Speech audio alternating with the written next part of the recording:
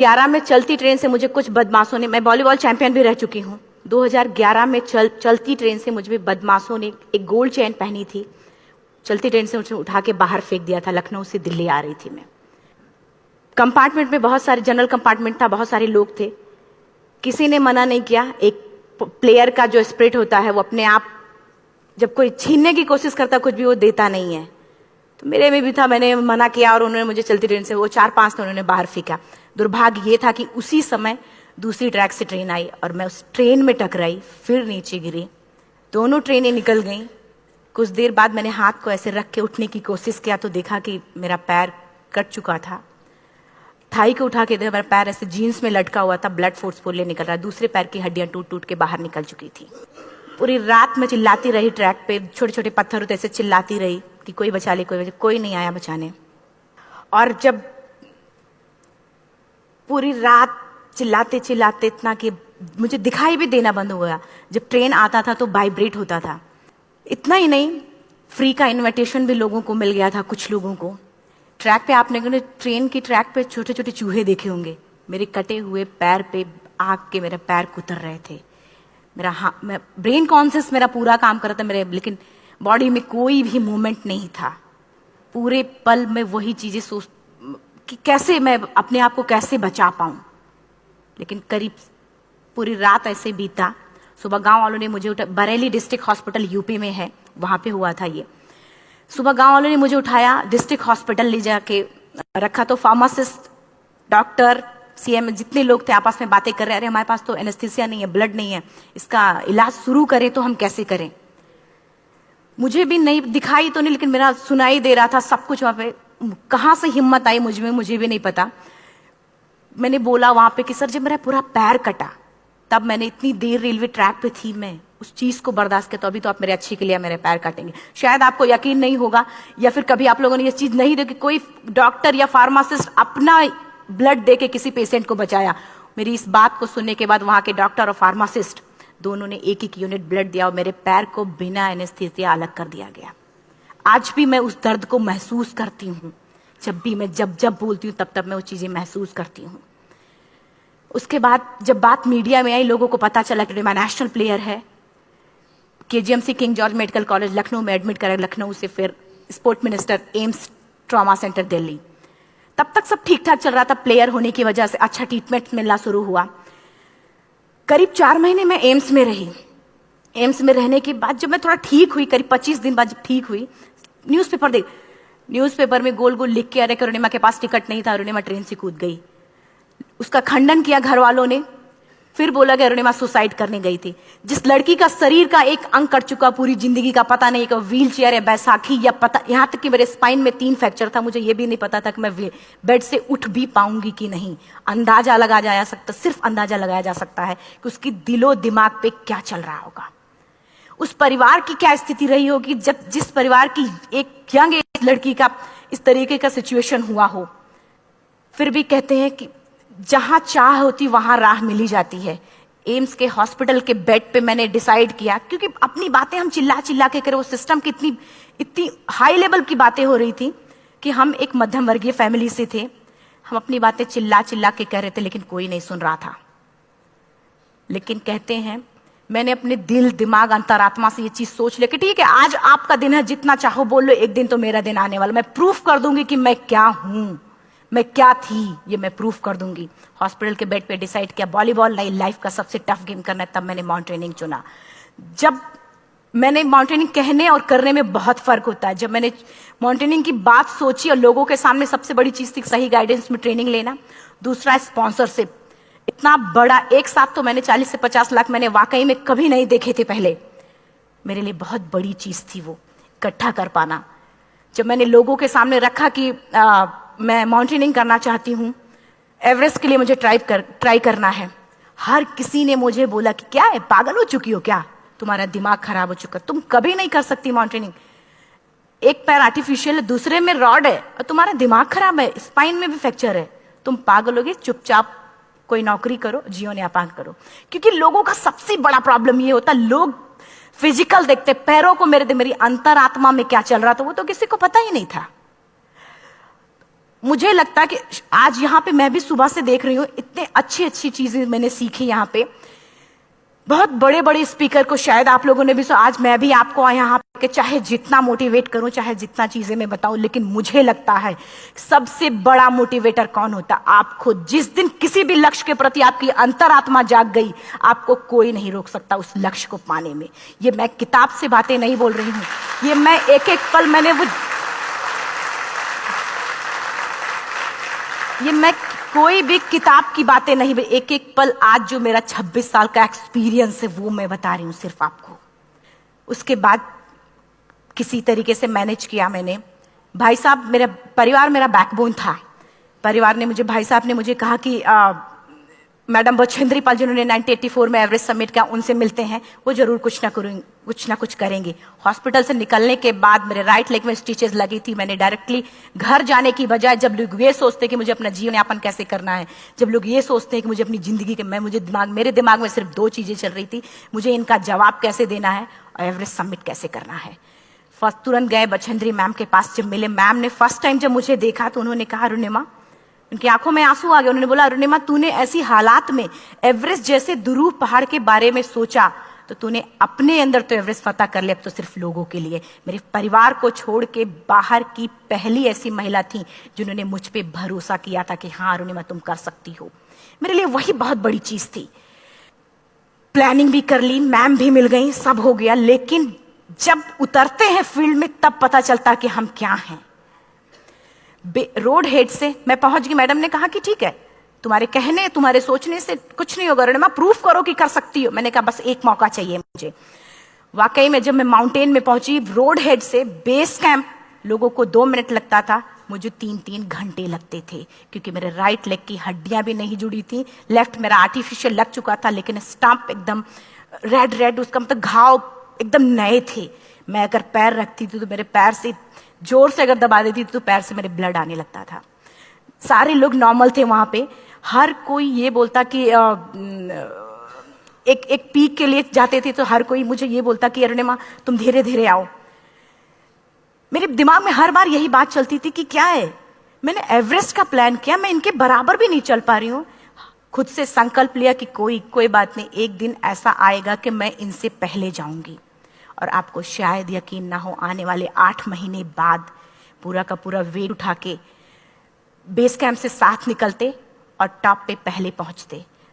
ऐसे करके देखते थे कि अरे ये लोग तो पीछे। खुशी होती थी। उससे भी ज्यादा मुझे खुशी तब होना शुरू हुआ जब वो सारे लोग आके मुझसे ये पूछते, मैडम खाते क्या हो, बता दो। पैर नहीं है फिर भी कैसे चलते हो। उसके बाद पूरा मुझे स्पॉन्सरशिप मिला। मैं जब एवरेस्ट के लिए गई, मेरे लिए सबसे बड़ा, एवरेस्ट की जर्नी में मेरे सबसे बड़ा चैलेंज यही था कि दूसरे को समझा पाना। मैं नहीं समझा पाती कि भाई मैं कर सकती हूँ। जब मैं एवरेस्ट के लिए, शेरपा होता, शेरपा को जब ये बात पता चला कि मेरा प्रोस्थेटिक लेग है, आर्टिफिशियल लेग है दूसरे में, रॉड, बोला नहीं ले जा सकता, इसकी वजह से तो मेरी भी जान जाएगी। मैडम ने, हमने सबने कन्विंस किया किसी तरीके से। मन वाकई में जो टीवी में हम और उसमें फोटोज में देखते हैं, ब्लू और ग्रीन आइस, हिला देने वाला होता। जितना सुंदर दिखता उतना ही हिला देने वाला होता। जब मैं, हमारे ग्रुप में 6 लोग थे, रॉकी एरिया तक मैं सबसे पहले थी, लेकिन जैसे ही मैं ग्रीन और ब्लू आइस में गई, मेरा आर्टिफिशियल लेग स्लिप कर जाता था। फ्रंट पॉइंटिंग से, जब मैं फ्रंट क्रैम्पोन से फ्रंट पॉइंटिंग मारती थी, लेफ्ट से पेन होता था तब भी करते, लेकिन आर्टिफिशियल जैसे फ्रंट पॉइंटिंग मूव हो जाता, मेरा पैर ही मूव हो जाता था। शेरपा मुझे बोला नहीं हो सकता अरुणिमा, जबरदस्ती मत करो। मैंने कहा कुछ नहीं, ये मेरा पैर है, मैं जानती हूं कैसे चलेगा। फाइनली 1, 2 बार, 3 बार करने, 4 बार, 5 बार होल हो जाता था। आइस थोड़ा टूट के निकलता था तो मैं वहां पैर रख के जाती थी। कैंप 3 तक ठीक था, प्रॉपर एक्लेमेटाइज किया अपने आप। कैंप 3 तक जनरली गए। बात जब कैंप 3 के ऊपर की होती है, साउथ कोल समिट, अच्छे माउंटेनियर, अच्छे दिलेर के हौसले धरे के धरे तब रह जाते हैं जब अपनी आंखों के सामने किसी को मरता देखता है। और दिमाग में बात, जब जिसको डिसीजन मेकिंग, और जब दिमाग में बातें जब ये आने लगती हैं कि अरे जिस चीज के लिए हम जा रहे हैं उसी चीज के लिए आदमी मर रहा है, इसी चीज के लोग लिए मर चुके हैं। रात में क्लाइंबिंग, ज्यादा से ज्यादा माउंटेनिंग रात में की जाती है क्योंकि वेदर शांत होता है। जब मैं रात में निकली साउथ कोल से, कैंप 4 से, मेरी हेडलाइट जिधर ही हेडलाइट जा रही थी उधर ही डेड बॉडीज मुझे नजर आ रही थी। मेरे रोंगटे खड़े हो रहे थे। मुझे समझ में नहीं आ रहा था कि मैं करूं तो क्या करूं। इतना ही नहीं, मैं जिस रोप में थी उसी रोप में जब मैं आगे जा रही हूं और एक बांग्लादेशी, उनका हाथ हल्का हल्का ऐसे हिल रहा, मुंह से आवाज आ रही थी। मैं एक्सप्लेन नहीं कर सकती मुझे कितना डर लग रहा था। बार बार ये बार बार मन में आती, इसका ऑक्सीजन खत्म हुआ है, ये मर चुका है लास्ट सिचुएशन में, और हम कुछ नहीं कर पा रहे हैं, क्या करें। उसके बाद मैंने 10 से 15 मिनट सिर्फ मैं वहां खड़ी रही। मैंने सिर्फ इतना बोला कि अगर आप सभी में से सभी ने एवरेस्ट सबमिट कर लिया तब तो ठीक है, अगर नहीं सबमिट किया है मैं सबके लिए एवरेस्ट सबमिट करूंगी और जिंदा वापस जाऊंगी। क्योंकि जैसा हम सोचते हैं हमारी बॉडी उसी तरीके से जनरेट करना शुरू करती है। मैंने डेड बॉडी, क्योंकि जा ही नहीं सकते थे किनारे से, उसी रोप में वो एंकर है, डेड बॉडी को लांगी और लांग के जाना शुरू किया। हिलेरी स्टेप साउथ समिट के करीब जब मैं खुद पहुंची, मेरे शेरपा ने एक जोर से झटका मुझे दिया कि अरुणिमा वापस चलो, तुम्हारा ऑक्सीजन खत्म हो रहा है। हिलेरी स्टेप के बाद एवरेस्ट समिट है, थोड़ा चलने के बाद एवरेस्ट समिट है। अगर कोई आपसे ये बोले, आप अपने टारगेट के इतने करीब हो, अगर कोई आपसे ये बोले कि अरुणिमा वापस चलो, कैसा लगता है। मैंने भी यही बोला, सर क्या बोल रहे हो आप, मैं नहीं जाऊंगी वापस। बोला अरुणिमा जिंदगी रही, दोबारा ट्राई करना और एवरेस्ट समिट हो जाएगा दोबारा तुम्हारा। मैंने कहा नहीं, ये आप जिंदगी में गोल्ड चांस बार बार नहीं आते, लाइफ में कभी कभी आता है, ये आपके ऊपर आता, आप उसको पकड़ के रखते हो या फिर छोड़ देते हो। मैं अपना गोल्ड चांस कभी नहीं, क्योंकि मैं जानती थी मुझे स्पॉन्सरशिप बहुत मुश्किल से मिला, एक बार अगर मैं छोड़ देती दोबारा मुझे कभी नहीं मिलता। मैं बहुत अच्छी तरीके से जानती थी। मेरा फाइनली मुझे बछेंद्री मैम ने भी एक बार बात समझाई थी, मेरी माँ ने मुझे एक बात बताया था कि लाइफ में कभी कभी सिचुएशन ऐसी आती है जब सिर्फ आप अकेले होते हो, डिसीजन सिर्फ आपको लेना होता है। जहां पे भी होना, खड़े होकर हल्का सा पीछे मुड़कर देखना और ये सोचना कि आप एक एक कदम चल के यहां तक पहुंचे हो, सिर्फ अपना एक कदम आगे बढ़ाना, तुम देखना कुछ देर बाद तुम टॉप पे होगी। मेरे दिमाग में उनकी बातें वीडियो की तरह चल रही थी और सिर्फ एवरेस्ट का टॉप चल रहा था। मैंने शेरपा को पहले कन्विंस करने की कोशिश की कि भाई चल, कुछ नहीं होगा भाई चल। फाइनली जब वो नहीं माना, मैंने एक कदम आगे बढ़ाया, डिसीजन लिया कि नहीं, जाना ही जाना है। आगे बढ़े, करीब 1 से 1.5 घंटे बाद मैं टॉप पे थी। और इतना ही नहीं, आज भी मैं जितनी बार बोलती हूं उतनी बार मैं महसूस करती, अब मेरे रोंगटे खड़े हो जाते हैं, मेरा दोनों हाथ ऊपर करके जोर जोर चिल्लाने का मन कर रहा, कितनी जोर से चिल्लाऊं, इतनी जोर से चिल्लाऊं कि सबको बता दूं कि आज मैं टॉप ऑफ द वर्ल्ड पे हूं। उन लोगों को बता दूं जो लोग ये सोचते हैं, लड़की, दूसरे विकलांग, तीसरे मिडिल क्लास में, जो लोग एक बार हार के फिर दोबारा लड़ना नहीं चाहते, जो लोग हारने के बाद सोचते हैं कि हम दोबारा कुछ कर नहीं सकते, उन लोगों को मैं चिल्ला चिल्ला के टॉप से बताना चाहती थी कि नहीं, आप सब कुछ कर सकते हो, सिर्फ एक सोच की विकलांगता, हैंडीकैप आदमी यहां से होता है, यहां से नहीं। अगर यहां से जो आदमी विकलांग है तो नॉर्मल आदमी भी विकलांग है, जो अगर यहां से विकलांग है। चिल्ला चिल्ला के मैं बताना चाहती थी। मैंने शेरपा से कहा कि आप एक फोटो खींच लो, क्योंकि सारे लोग फोटो, अपना नेशनल फ्लैग का जो वैल्यू होती है ना, वो जो हम कहीं बाहर होते हैं तो पता चलता है। मुझे भी बहुत खुशी हो रही थी, फ्लैग को हग किया और बोला फोटो खींचो। बोला पागल हो गई है, तेरा ऑक्सीजन कभी भी खत्म हो जाएगा, नीचे चल।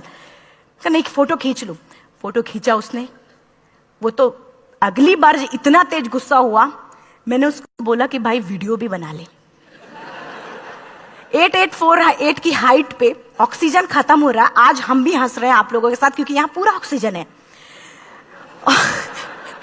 और 8848 की हाइट पे जब मुझे शेरपा, कोई भी शेरपा को बोलेगा भाई वीडियो बना, तो परेशान हो जाएगा, पागल हो चुकी क्या, तुम मर जा यहां, मैं जा रहा हूं नीचे। मैंने कहा नहीं, कुछ नहीं होगा, आप बनाओ वीडियो। किसी तरीके से मन में 4-5 पेयर बैटरी रख के लेके गई कि डिस्पोजल कैमरा, एक अलग कैमरा की, मतलब एक नहीं काम करेगा तो दूसरा करेगा, प्रॉपर प्लानिंग से। शायद आप लोग भी सोचो कि वाकई में लड़की को इतना बड़ा रिस्क लेने की क्या जरूरत थी, कि जिंदगी कभी भी जा सकती थी इसकी। लेकिन मैंने वो रिस्क लिया क्यों? क्योंकि मैं चाहती थी, कहीं ना कहीं से मेरे भी दिमाग में ये बात आ चुका था कि मैं जिंदा वापस ना जाऊं। मैं चाहती थी कि अगर मैं जिंदा ना जाऊं तो ये वीडियो मेरे इंडिया, शेरपा से मैंने यही बात बोली, ये वीडियो अगर मैं जिंदा नहीं जाती, ये वीडियो मेरे इंडिया पहुंचा देना, मेरे यूथ तक चला जाएगा। क्योंकि मैं चाहती थी कि 11 अप्रैल 2011 को मेरा एक्सीडेंट हुआ, 21 मई 2013 10:55 पे मैं टॉप ऑफ द वर्ल्ड पे थी। ऑलमोस्ट 1 से 2 साल के अंदर कैसे कैसे? यहां से मैंने ये चीज, मैंने कभी भी कामयाब होने के, मेरी वो जिंदगी बन चुकी थी, मेरा जुनून बन चुका था, मेरा पैशन मेरा जिद बन चुका था। वो मेरा सोते उठते बैठते सिर्फ मुझे एवरेस्ट दिखाई जाए। और मुझे लगता है किसी को भी अगर अपना लक्ष्य पाना है, यहां से अगर वो पागलपन जब तक नहीं आएगा तब तक नहीं होगा। वो फाइनली उसने वीडियो बनाया, बोल रहा फटाफट अरुणिमा नीचे भागो। जब मैं टॉप पे थी तो कुछ लोग और भी थे, लेकिन 10:55 पे मैंने एवरेस्ट समिट, 11 बजे के बाद अगर कोई अटेम्प्ट करने की कोशिश करता है उसको सुसाइड अटेम्प्ट बोलते हैं। जैसे ही मैं नीचे चलना शुरू की, मैंने कहा भाई हाँ चल नीचे चलते हैं। ज्यादा से ज्यादा मौतें नीचे आते वक्त होती हैं एवरेस्ट पे। जब मैं नीचे आ रही हूं, थोड़ा दूर ही मैं नीचे चली थी, मेरा ऑक्सीजन पूरी तरीके से खत्म। सिर्फ अंदाजा लगाया सकता कि जब ऑक्सीजन खत्म हुआ क्या परिस्थिति रही होगी। मैं ऐसे नीचे गिर गई और शेरपा मुझे बोला कि अरुणिमा मुझे यकीन नहीं था कि तू एवरेस्ट सबमिट कर पाएगी, लेकिन फिर भी तूने किया। मैं चाहता हूं कि अरुणिमा जिंदा चल, तू वापस उठ, खड़ी हो। मुझे खड़ा करने की वो कोशिश कर रहा था बार बार, मैं खड़ी नहीं हो पा रही थी, वाकई में दम ही नहीं था। लेकिन फिर भी कहते हैं कि जैसे हमारे नियम होते हैं वैसे ऊपर वाले के भी नियम है। उसकी लिस्ट में जब मेरा नाम नहीं है तो वो मुझे नहीं ले जा सकता। अगर दूसरी चीज, मेरा कॉन्सेप्ट एकदम क्लियर हो चुका था। जब रेलवे ट्रैक पे मैं थी, रेलवे ट्रैक पे 7 घंटे में पड़ी थी, 49 ट्रेन अप डाउन हुई थी, तो मेरा कॉन्सेप्ट एकदम क्लियर हो चुका था। इसका मतलब है कि ऊपर वाले ने अगर मुझे कुछ बचाया है तो कुछ ना कुछ इतिहास रचने के लिए बचाया है। मैंने पॉजिटिव तरीके से सोचा। और उसी समय एक ब्रिटिश क्लाइंबर नीचे से ऊपर आ रहा था और उसके पास 2 ऑक्सीजन, तो उसने एक को वहीं फेंका और दूसरे को लेके नीचे जाना शुरू किया क्योंकि वेदर खराब था। मेरा शेरपा मुझे एंकर किया और जाने लगा नीचे, और वो फटाफट उसको लेके आए, मुझे लगाया। उसने बोला अरुणिमा तू बहुत लकी है कि तुझे यहाँ पे ऑक्सीजन मिला है। वाकई में ऊपर वाला भी चाहता है कि तू जिंदा रहे। वो मुझे बार बार लकी लकी बोल रहा था। शायद आप लोग में से भी कोई होगा कि जो लक और भाग्य जैसी चीजों पे यकीन करता हो, या पता नहीं भी। मैं किसी की भावनाओं को ठेस नहीं पहुंचाना चाहते, लेकिन मैं किसी भी चीजों पे भरोसा नहीं करती, क्योंकि मेरा मानना है कि लक भी उसी का साथ देता है जिसके अंदर जीतने का जज्बा है।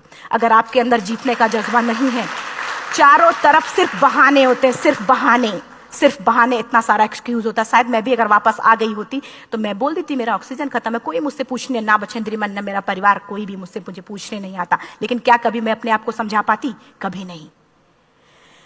फाइनली जो भी था, लक भाग्य किस्मत में नीचे आ रही थी, बहुत खुश थी। माउंटेन, डेड बॉडीज, मेरा शेरपा, ये लोग थे। मैं किसी से शेयर भी नहीं कर पा रही थी कि अरे मैंने एवरेस्ट सबमिट किया, किसी से शेयर भी नहीं कर पा रहे थे।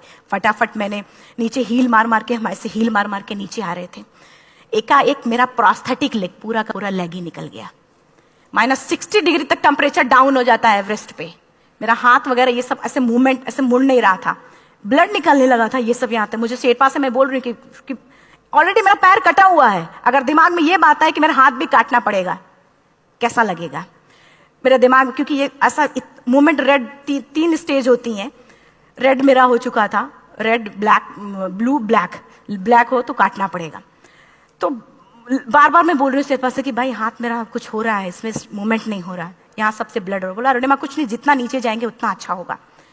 प्रोस्थेटिक लेग मेरा निकल चुका है, मैं रुकी हूँ, मेरा ऑक्सीजन चल रहा, बड़े मुश्किल से लक भाग्य किस्मत जो भी था मुझे मिला था। शेरपा मेरे आगे है, लास्ट मोमेंट तक वो मुझे बोलेगा, अगर वो मैं नहीं चलती वो मुझे छोड़ के चला जाए। गलती उसकी भी नहीं होती, क्योंकि वो क्या करे, क्लाइंबर की वजह से या तो अपनी जान वो भी दी, गलती उसकी भी नहीं है। लास्ट में मेरी आंखों से आंसू निकलने लगा। मैंने सोचा क्या करूं अब, रोने अपने आप आंसू ने कहीं ना कहीं से आ ही जाता है। दूसरे पल मुझे समझ में आ गया कि रोने धोने से कुछ नहीं होगा। मैंने आंसू को पोंछा और रोप, जो मेरी रोप थी, रोप को पकड़ा, दूसरे हाथ से आर्टिफिशियल लेग को, पैर को घसीट घसीट के चलना शुरू हो गया, क्योंकि मेरे पास यही था।